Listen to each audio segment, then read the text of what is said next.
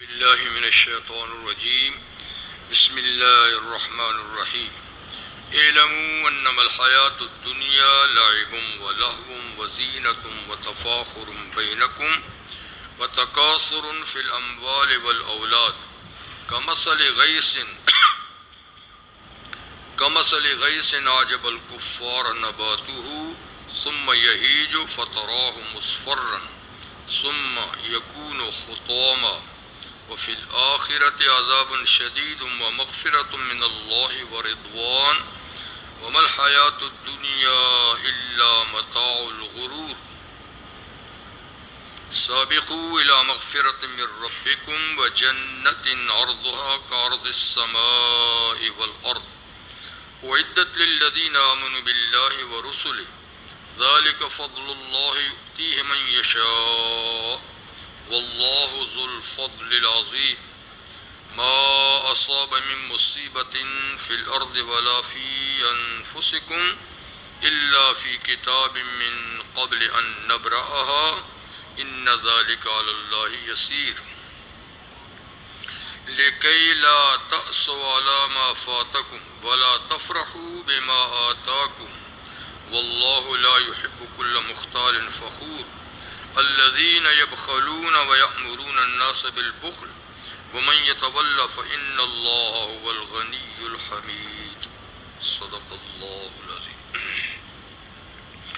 سورۃ الحدید کی آیت نمبر 20 سے 24 تک آیات ابھی آپ کے سامنے تلاوت کی گئی۔ ان آیات مبارکہ سے پہلے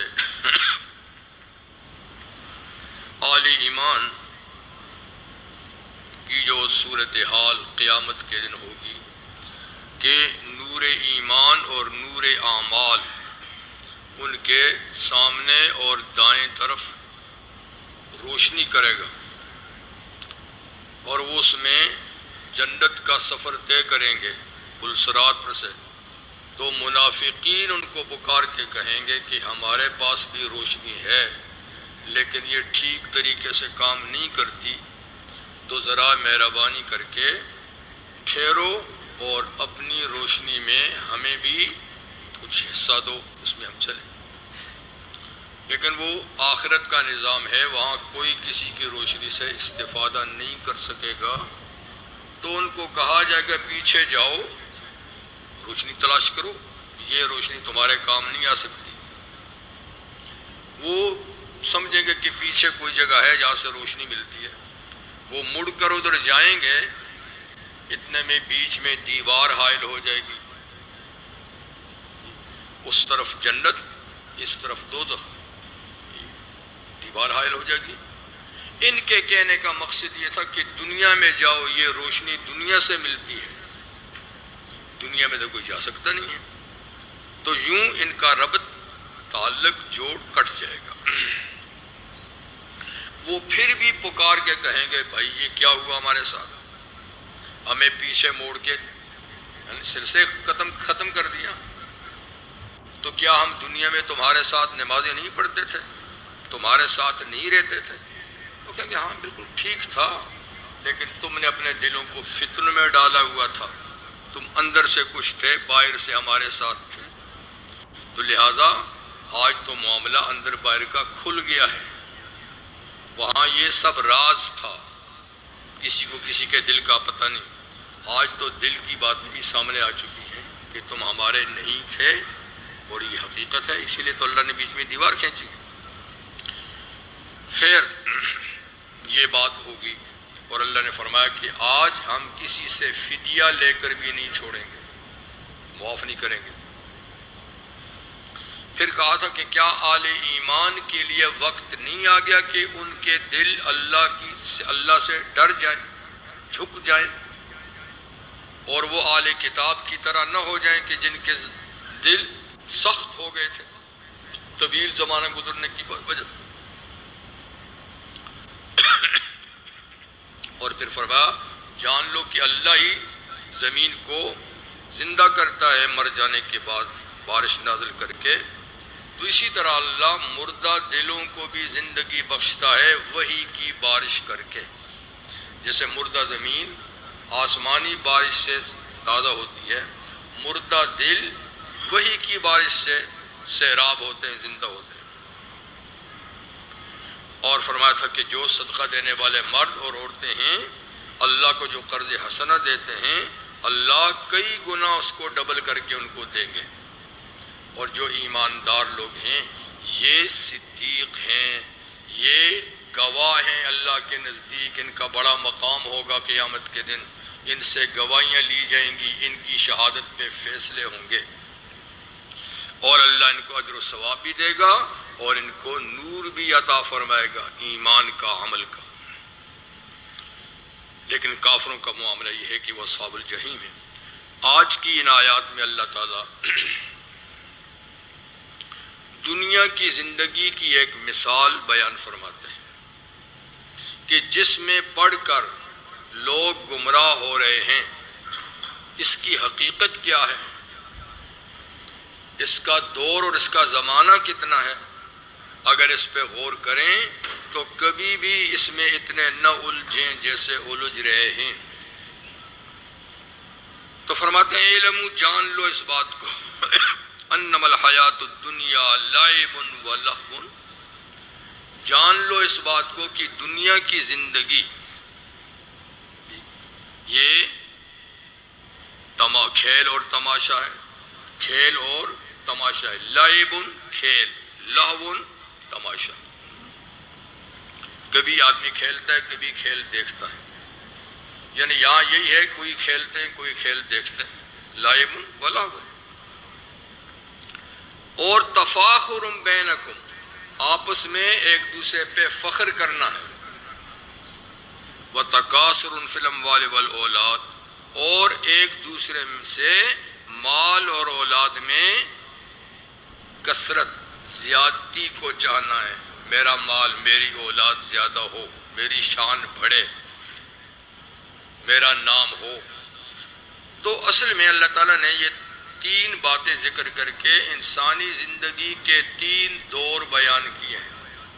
انسان کے تین دور ہیں، ایک بچپنا، ایک جوانی، ایک بڑھاپا۔ تو جوانی کے دور کو کہا لعب و لہو، لعب یعنی یہ تو کھیل تماشے کا زمانہ ہے، یعنی بچپن میں آدمی کھیلتا ہے یا کھیل دیکھتا ہے، کھیلتا ہے، بلکہ بالکل شروع میں تو بچہ کھیلتا ہے، اس کو تو آس پاس کا پتہ ہی کچھ نہیں ہے، ہاتھوں سے کھیلا، ڈگڈگی دی، چھن چھنا دیا، کوئی چیز دی، تو بس وہ اس کے ساتھ کھیلتا رہتا ہے، یہ نہیں کہ ادھر کون ہے ادھر کون ہے، جان پہچان ہی نہیں کچھ عرصے تک۔ اور ذرا بڑا ہوا پھر کھیل دیکھتا ہے، آج کل تو ماشاءاللہ ہر بچے کے ہاتھ میں،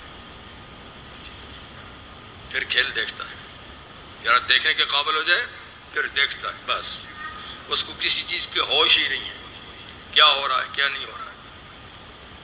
تو بچپنا یہ ہے کہ کھیل کھیلتا ہے، پھر دیکھنے کے قابل ہوا تو کھیل دیکھتا ہے، اسی دھن میں، اسی کے بچہ۔ اور کہتے ہیں جب جوان ہو جاتا ہے، جب جوان ہوتا ہے تو پھر زینتن،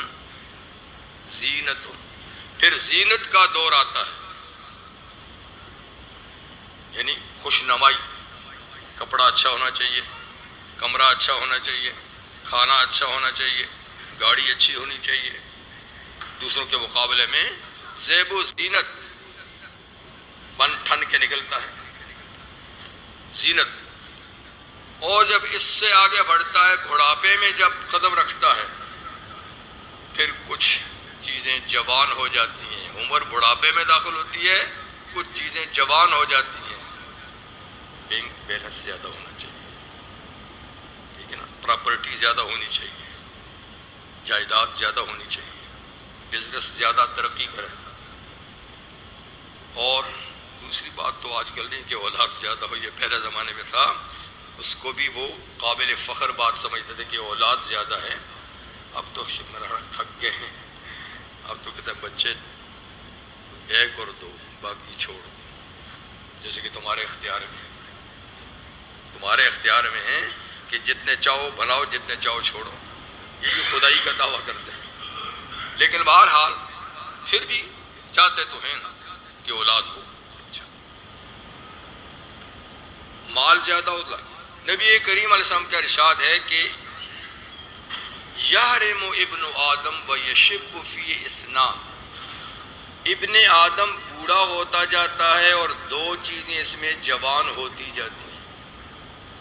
آدمی بوڑھا ہوتا جاتا ہے لیکن اس کے اندر دو چیزیں جوان ہوتی جاتی ہیں، وہ کیا ہیں؟ مال کی زیادتی، عمر کی زیادتی۔ عمر کی زیادتی بھی چاہتا ہے نا، جب بوڑھا ہوتا کہتا ہے نہ مروں، کچھ اور وقت ملے، کچھ اور وقت ملے، اور مال کی زیادتی، یہ دو جذبے جوان ہو جاتے ہیں، لیکن آگے چل رہا ہے۔ تو یہ تین دور اللہ نے یہاں پر بیان کیا انسانی زندگی کی۔ پھر اس کی مثال دیتے ہیں اللہ بارش سے، کمثل غیث، انسان کی زندگی کے جو دور ہیں ان کی مثال بارش کی ہے، کہ بارش جب برستی ہے تو زمین سے پیداوار اگتی ہے، جب اگتی ہے تو بڑی خوشنما لگتی ہے، بڑی تر و تازہ ہوتی ہے، پورے کھیت سرسبز اور شاداب ہوتے ہیں۔ کمثل غیث اعجب الکفار نباتہ، بارش کی طرح کہ وہ بارش بڑی اچھی لگتی ہے کفار کو۔ کفار کون ہے؟ کسان۔ آپ نہیں کہنا کہ ان کو کفار لڑ پڑیں گے، تم ہمیں کفار کہتے ہیں، لیکن قرآن مجید ان کو کفار کہہ رہا ہے کہ کفار یعنی کسانوں کو بڑی اچھی لگتی ہے، کیونکہ ان کی محنت ٹھکانے لگتی ہے، انہوں نے بیج ڈالا ہوتا ہے، جب اس میں بارش برستی ہے تو پودے اگتے ہیں تو ان کو بڑے خوش لگتے ہیں، اچھے لگتے ہیں، ورنہ بڑے پریشان ہوتے ہیں، بارش نہ ہوئی تو پھر کیا ہوگا، پھر تو فصلیں تباہ ہو جائیں گی، دانے اندر ہی خراب ہو جائیں گے، تو بڑی خوشی ہوتی ہے۔ اصل میں کفار کافر کی جمع ہے، کافر کا عربی میں لغوی معنی ہے چھپانے والا، چھپانے والا۔ تو کافروں کو بھی کافر اس لیے ہم کہتے ہیں کہ وہ حق بات کو چھپاتے ہیں، نہیں مانتے، اور کسان بھی دانے اور بیج کو چھپاتا ہے، زمین میں ڈال کے اوپر ہموار کر دیتا ہے، تو یہ بھی چھپاتا ہے، وہ بھی چھپاتا ہے، یہ بھی کافر ہے، وہ بھی کافر ہے، اس کو کافر نہیں کہنا، یہ لڑ پڑے گا، اچھا تو مجھے کافر کہتا، کیونکہ مشہور تو یہی ہے نا کہ کافر وہ ہیں، کسان کو ہم نہیں کہتے، لیکن بار لغوی معنی کے لحاظ سے کسان بھی کافر ہے۔ اچھا،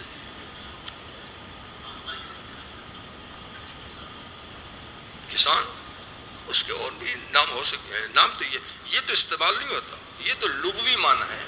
لغوی معنی لغوی معنی کہتے ہیں کس کو ہیں؟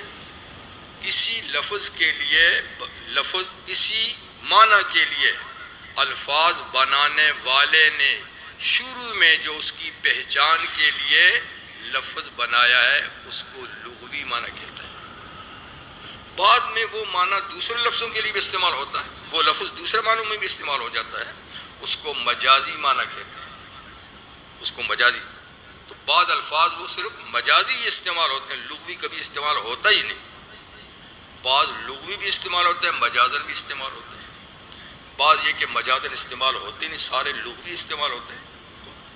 یہ مطلب یہ کہ یہ استعمال نہیں ہوتا کسان کے لیے کافر کا لفظ استعمال، تو قرآن نے اس کو استعمال کیا ہے، بتایا کہ اس کا لغوی معنی یہی ہے، لیکن اب یہ مجازی معنی میں استعمال ہوتے زیادہ، یعنی حق کو چھپانے والے، حق کے انکار کرنے والے،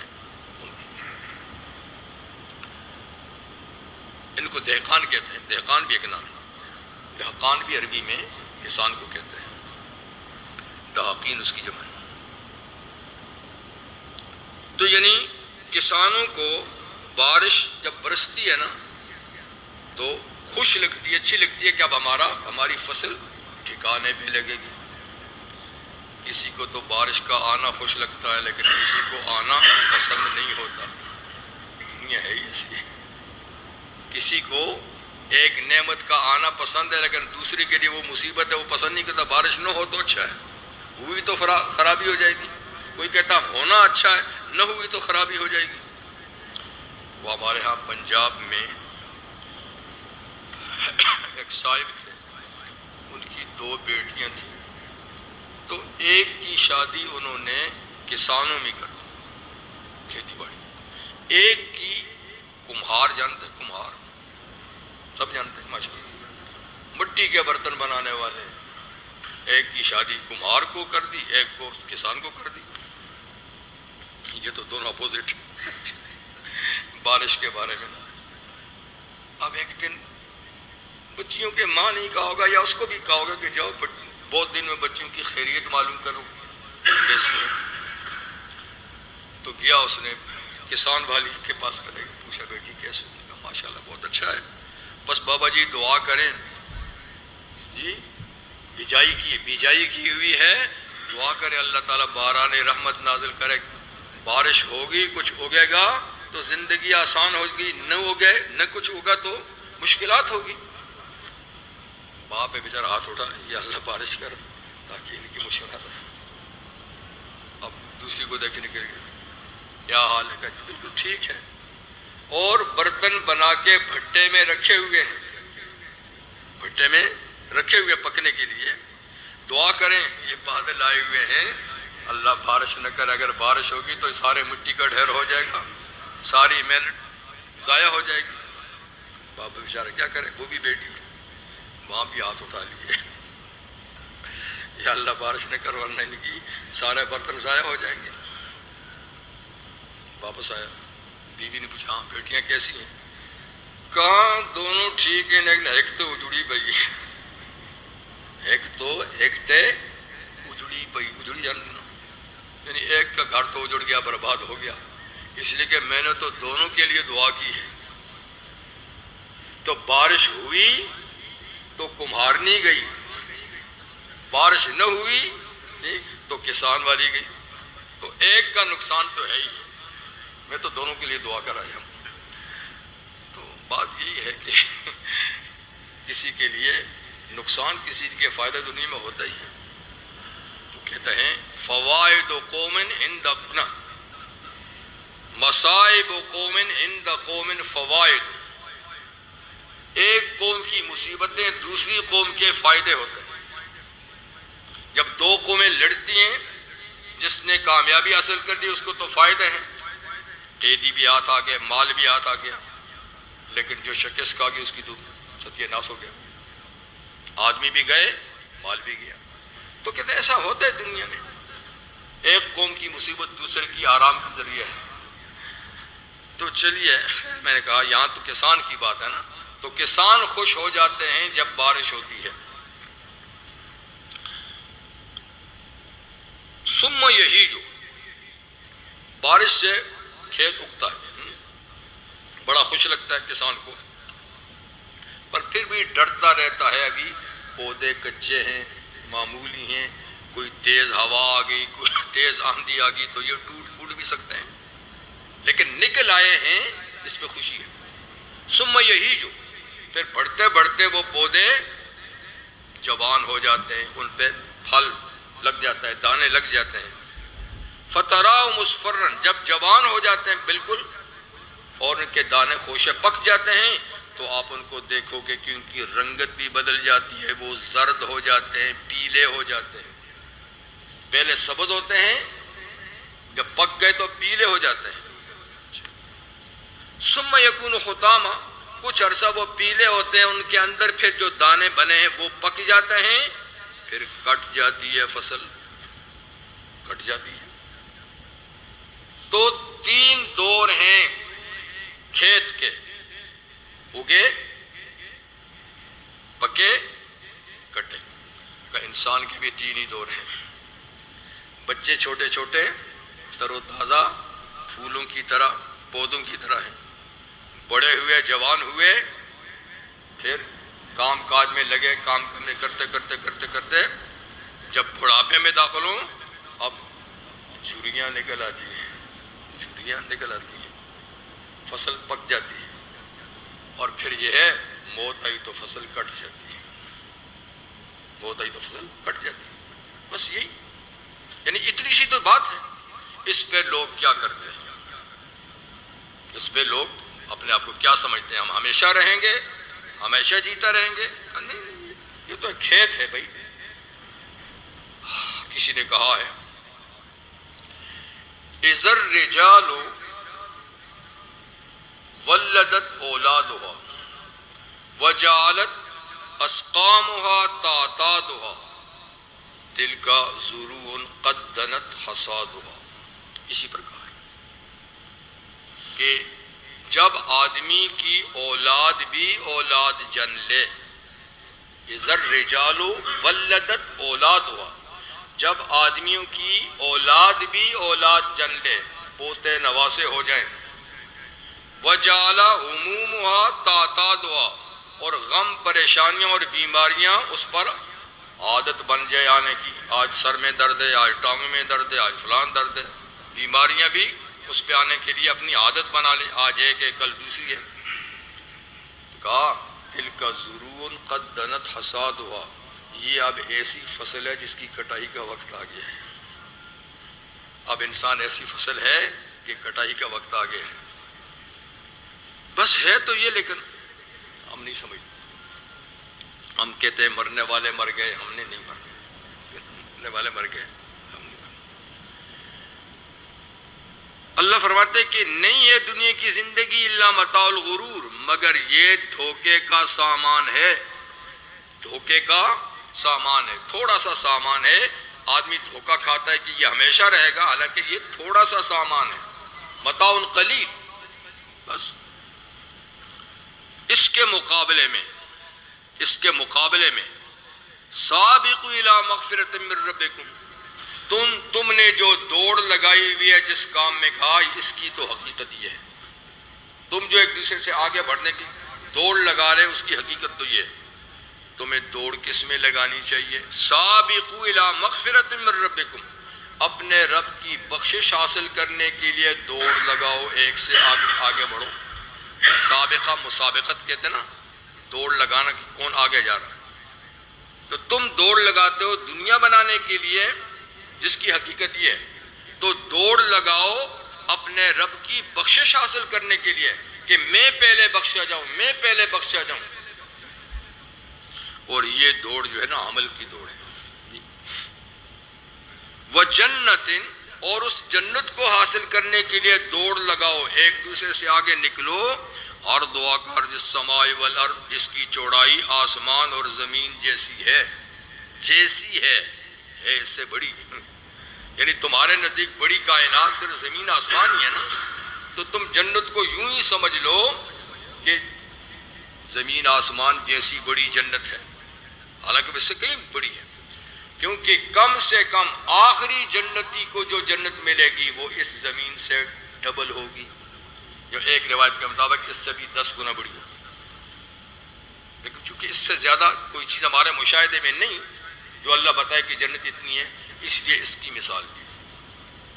تو ایسی جنت، اور یہ ہر آدمی کو اتنی ملے گی، یہ نہیں کہ وہاں جا کے پلاٹوں پہ لڑائی ہوگی، نہ ایسی بات، ہر آدمی کو اس دنیا سے کئی گنا بڑی جنت ملے گی۔ کنگ ہوگا ہر آدمی بادشاہ ہوگا اپنی جگہ، تو اس کو حاصل کرنے کے لیے دوڑ لگاؤ۔ کس پہ تم دوڑ لگا رہے ہو جی؟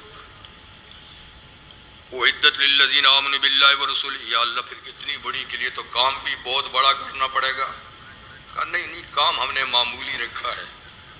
یہ اتنی بڑی جنت تیار کی گئی ہے ان لوگوں کے لیے جو صرف ایمان لائیں، بس ایمان لانے میں کچھ کرنا نہیں پڑتا، دل کا کام، دل کی گہرائی سے، سچائی سے اللہ کو ذات و صفات میں ایک مانے، انبیاء و رسول کو مانے، کتابوں کو مانے، فرشتوں کو مانے، تقدیر کو مانے، قیامت، جنت، دوزخ کو مانے۔ یہ صرف ماننے کی ہے، کرنا کچھ نہیں، یہ ایمان ہے۔ اور باقی اس کے ساتھ اعمال ہیں۔ تو جنت ملے گی صرف ایمان ہی پر، لیکن عمل اگر نہیں کیے ہوں گے تو اس کی سزا بھی کاٹنی ہوگی، اور عمل کر لیے ساتھ ایمان کے پھر بچ گیا، ٹھیک ہے۔ ذالک فضل اللہ یؤتیہ من یشاء، پھر بات وہی ہے کہ اتنی بڑی جگہ اتنی سی بات پر، کہاں؟ یہ قیمت نہیں ہے، یہ اللہ کا فضل ہے. یہ قیمت نہیں ہے، اللہ کا فضل ہے. اور یہ اللہ کا فضل ہے جو جس کو چاہتا اللہ تعالیٰ دیتا ہے. کوئی 100 سال 200 سال 400 سال پہلے لوگ ایمان بھی لائے، کام بھی کرتے رہ گئے، مشکلات بھی سہتے رہے، ان کو بھی دے گا. ایسے بھی ہیں آج کلمہ پڑھا کل چل بسے، آج کلمہ پڑھا اور کل نہ ایک نماز پڑھی، نہ کوئی روزہ رکھا، نہ کوئی تلاوت کی، نہ کچھ نہیں کیا. ایمان لایا اشہد ان لا الہ الا اللہ واشہد ان محمدًا عبدہ ورسولہ، اور بس مر گیا. یا مار دیا کسی نے تو اس کو بھی ملے گی، اس کو تو سزا ہی کچھ نہیں، وہ تو ڈائریکٹ جائے گا، ٹھیک ہے نا، کیونکہ عمل کا موقع ہی نہیں ملا اس کو.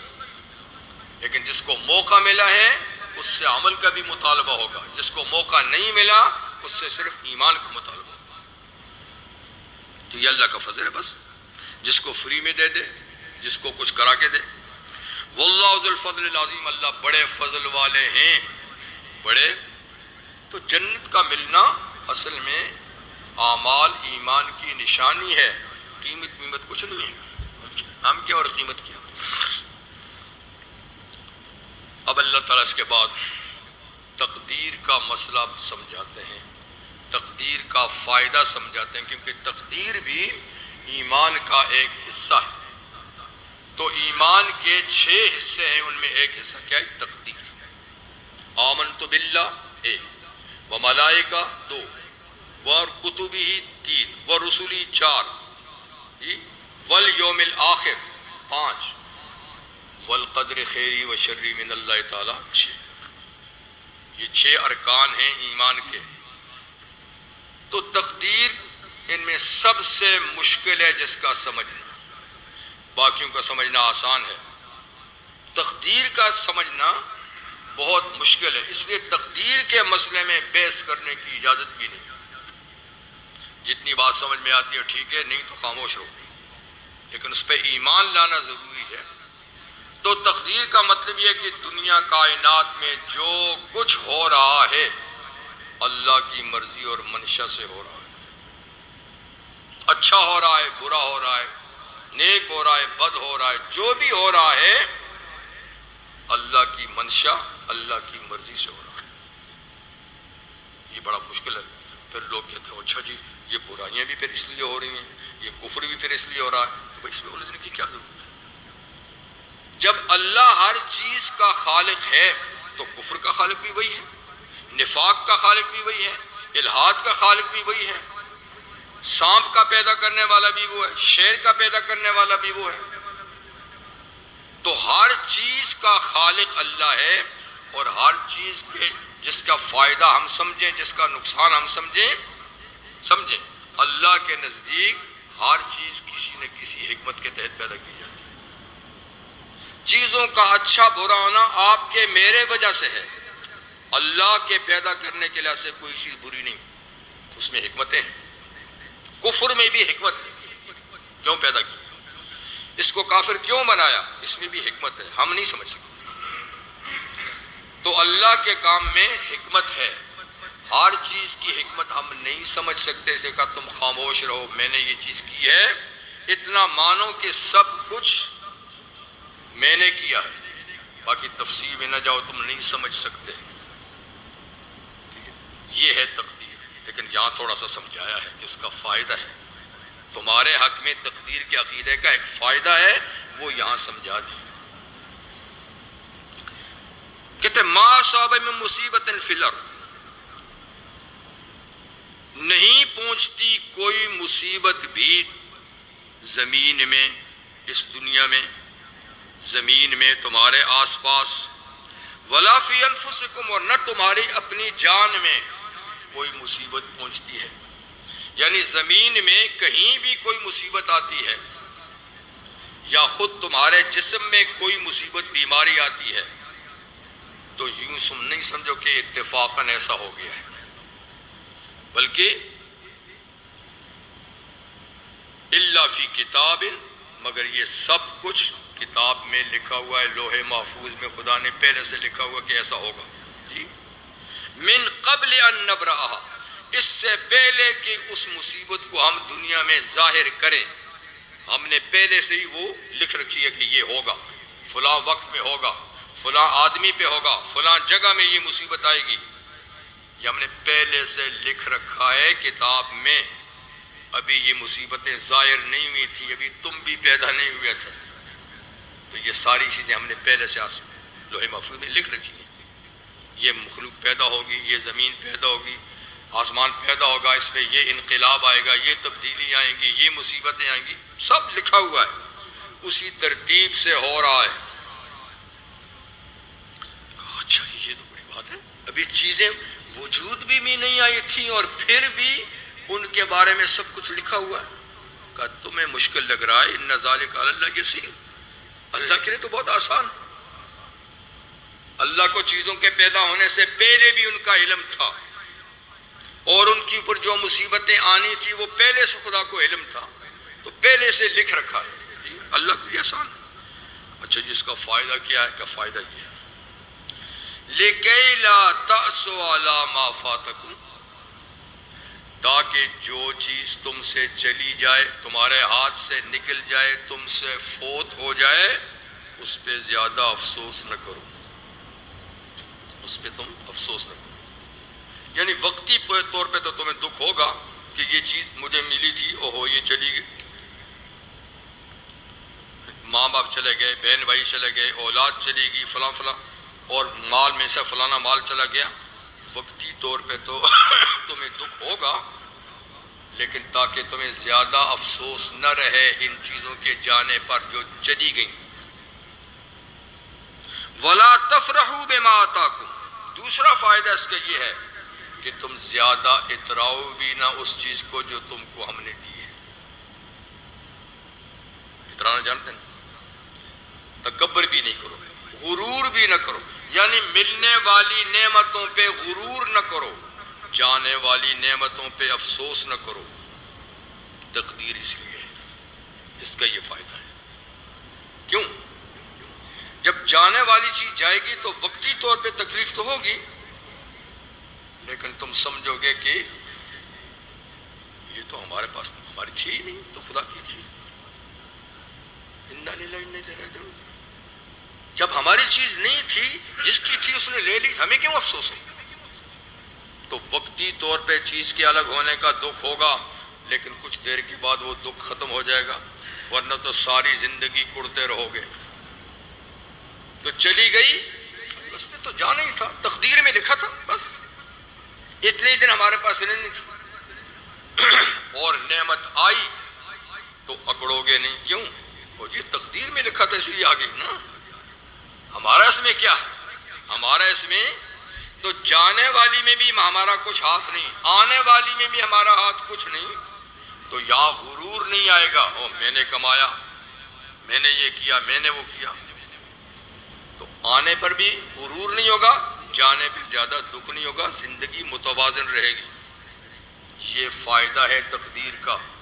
تقدیر کا عقیدہ نہ ہوتا تو پھر تم کڑتے ہی رہتے ہیں، او جی یہ چلے گی، کیوں چلے گی؟ اس لیے چلی گئی، یہ نہیں ہوا تھا، وہ نہیں ہوا تھا، یہ نہیں ہوا تھا، وہ نہیں ہوا تھا، فلانا نے یہ کیا، فلانا نے یہ کیا، ساری زندگی اس کو پڑھتے رہے جی۔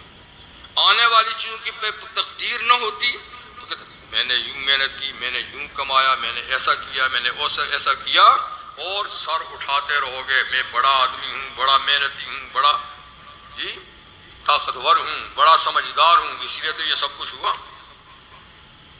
تو اب تقدیر کے عقیدے سے یہ بھی نہیں رہے گا کہ بس اللہ نے جو فیصلہ کیا تھا وہ مجھے ملنا تھا مل گیا، جو لینا تھا اس نے لے لیا، بس ختم ہو گیا۔ تو زندگی میں توازن رہے گا، ورنہ لوگوں کے ہارٹ فیل ہو جاتے ہیں،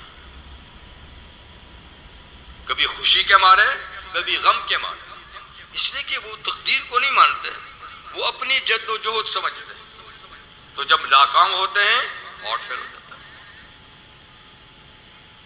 ہم میں سے بھی جن لوگوں کا پکا عقیدہ نہیں ہوتا ہے یہی حال ہوتا ہے، لیکن جن کا پکا عقیدہ ہے کہ نہیں اس میں ہمارا کوئی دخل نہیں ہے، نہ آنے میں نہ جانے میں، ٹھیک رہتے ہیں، نارمل رہتے ہیں۔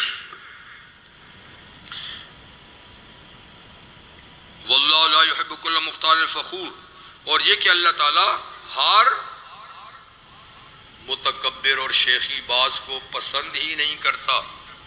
اس لیے چیزوں کے لینے پہ، چیزوں کے ملنے پہ زیادہ اترانا نہیں چاہیے، کیونکہ اترانے کو خدا پسند ہی نہیں کرتا. تکبر کو، شیخی باز کو، بڑی بڑی باتیں منانے والے کو اللہ پسند نہیں کرتا. کہتے یہ متکبر اور شیخی باز مانا بڑی بڑی باتیں منانے والا، یہ کون لوگ ہیں؟ کالذین یبخلون، یہ وہ لوگ ہیں جو ہماری دی ہوئی نعمتوں پر بخل کرتے ہیں، روک رکھتے ہیں، کسی اور کو نہیں دیتے، مستحق کو نہیں دیتے، بخل کرتے ہیں. خود تو کرتے ہی ہیں. وَيَأْمُرُونَ النَّاسَ بِالْبُخْلِ، اوروں کو بھی بخل کا کہتے ہیں. یار کیوں دیتے ہو؟ اتنی محنت سے کمایا ہے، پسینہ بہا بہا کے کمایا ہے، ان نکٹھوں کو کیوں دیتے ہو؟ ان نکموں کو کیوں دیتے ہو؟ تو خود تو نہیں دیتے، اوروں کو بھی کہتے ہیں مت دو، تمہاری محنت کا سرمایہ. اللہ کہتے ہیں ہم نے دیا ہے میاں، مما رزقناہم، ہم نے ان کو دیا ہے.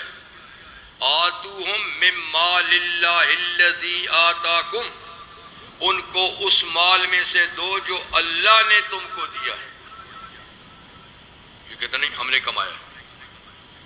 میں نے ایسی بات نہیں، تم نے نہیں کمایا. تم تو اسباب تھے، تم تو ایک مشینری تھے.